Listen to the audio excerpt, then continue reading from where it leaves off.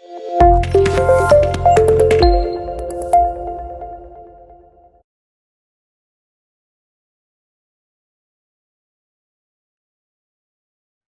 Class में हमने concept सीखा था राइटिंग ऑफ डिस्काउंट और loss on issue of debentures. अब हम देखेंगे अगर उस पर क्वेश्चन आएंगे जिसमें हमें बैलेंस शीट भी बनानी हो तो कैसे दिखाएंगे।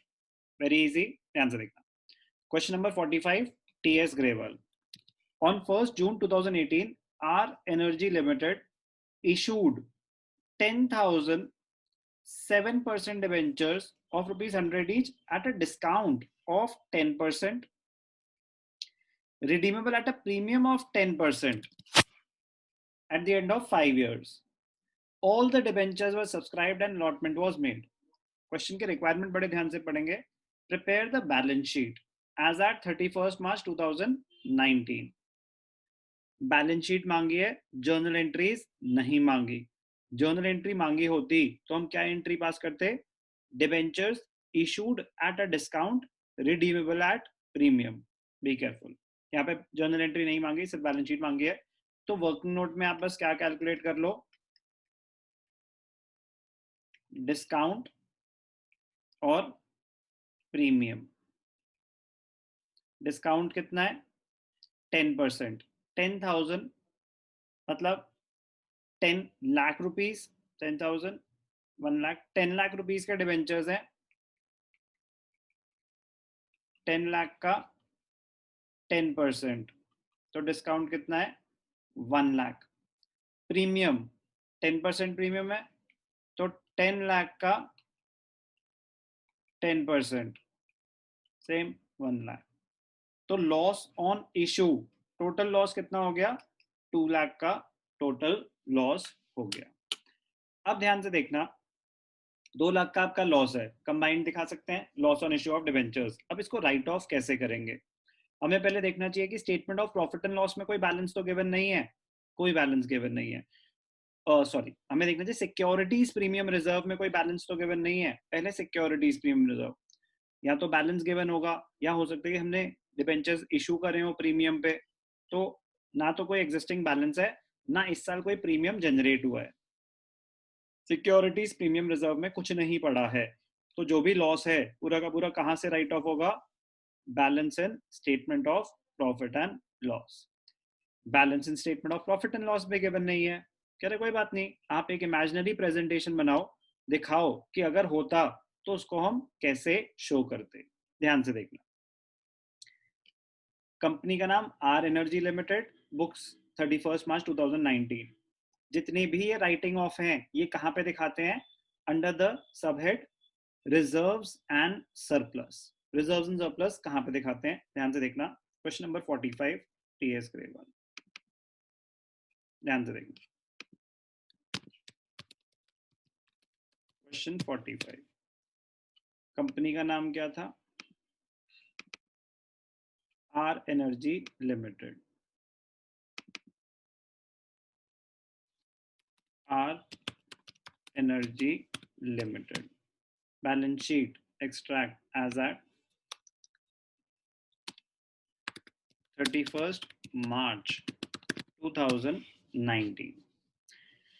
इक्विटी एंड लायबिलिटीज में share holders funds, share holders funds में शेयर कैपिटल नहीं, हमें अभी किससे मतलब है? वैसे तो ए होता है share capital share holder fund में, बी होता है reserves and surplus. Better presentation रहती है। शेयर कैपिटल तो कुछ नहीं है यहाँ पे, हमें दिखाना ही नहीं है, डैश कर दो। सारा खेल है रिजर्व्स एंड सरप्लस का। तो नोट नंबर 1, तो नोट्स टू अकाउंट्स में नोट नंबर 1 किसका बनाया हमने? Reserves and surplus. Reserves and surplus में अब ध्यान से देखना, सिक्योरिटीज प्रीमियम रिजर्व कुछ नहीं है। जो बैलेंस है statement of profit and loss का, उसको बोलते हैं सरप्लस। क्या बोलते हैं उसको? सरप्लस। ऐसे लिखेंगे, surplus balance in statement of profit and loss. कोशिश करना एक ही लाइन में आ जाए, balance in statement of profit and loss. Opening balance, क्या कोई ओपनिंग बैलेंस था? ओपनिंग बैलेंस था नील, डैश दिखा देंगे। लेस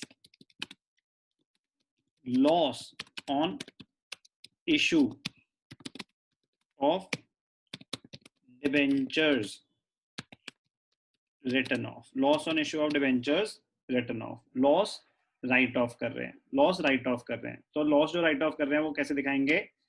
माइनस, कितना लॉस था? 2 लाख, 2 लाख माइनस करके दिखा दिया। अब जीरो है वो तो माइनस 2 लाख का बैलेंस आ जाएगा, और कोई आइटम ही नहीं है तो माइनस 2 लाख। तो रिजर्व सरप्लस में आप क्या दिखा देंगे? माइनस 2 लाख। तो बैलेंस शीट में लॉस राइट ऑफ करके दिखाना है, बस प्रेजेंटेशन का है कि हमें सीखना है कि प्रेजेंटेशन होगी कैसे। रिजर्व्स एंड सरप्लस सब हेड होता है, इक्विटी एंड लायबिलिटीज साइड होती है, उसके अंडर आते हैं सबसे पहले major head share holders funds. Share holders funds में शेयर कैपिटल हमने इशू ऑफ शेयर्स में सीखा था, यहाँ पे उसका कोई आइटम नहीं है, नहीं दिखाएंगे, डायरेक्टली रिजर्व एंड सरप्लस भी दिखा सकते हो, बट सीक्वेंस में पहले शेयर कैपिटल आता है, फिर रिजर्व एंड सरप्लस आता है।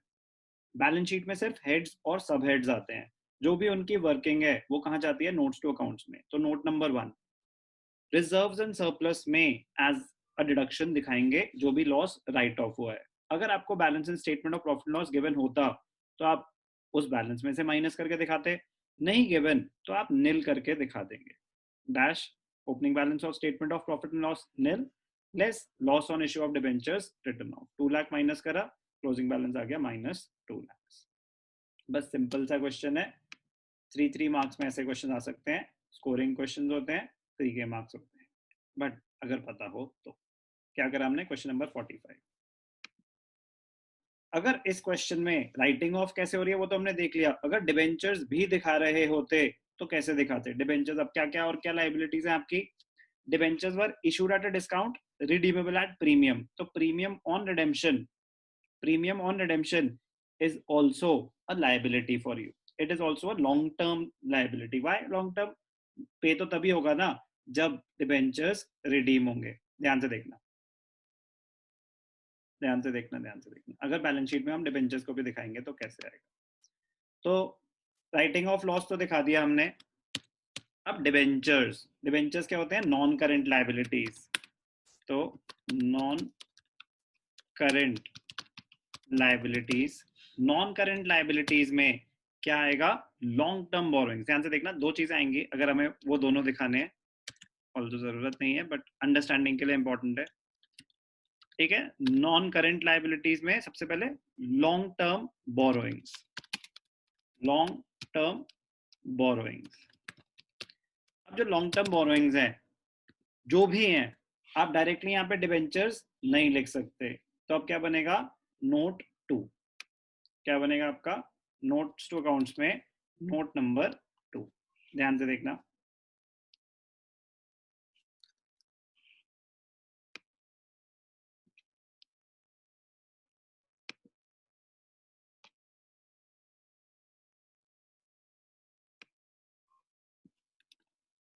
नोट नंबर 2 क्या हो जाएगा आपका?